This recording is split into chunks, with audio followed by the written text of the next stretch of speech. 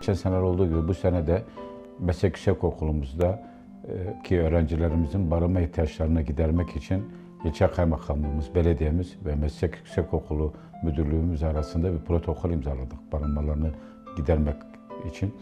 Tabii bizim için çok önemli bir olay. Burada öğrencilerimizin sağlıklı ortamda hem barınmalarını gidermek, diğer temel ihtiyaçlarıyla ilgili ihtiyaç duyduğu noktalarda destek vermek için biz bu protokolü imzaladık. İlçemize, öğrencilerimize hayırlı olsun. Emeği geçen herkese de ben teşekkür ediyorum. Hem biz hem rektör hocamız İbrahim Özcoşar öğrenci odaklı bir şekilde çalışıyoruz. Bütün amaçlarımız, hedeflerimiz öğrenci odaklı. Onlar için çabalıyoruz.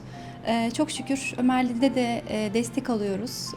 Öncelikle hepsine çok teşekkür ediyorum. Öğrencilerimizin de ödeme kolaylığıyla kalabilecekleri, barınabilecekleri yerde huzurlu bir şekilde eğitimlerini sürdürmelerine hep beraber katkı sağlamış olacağız.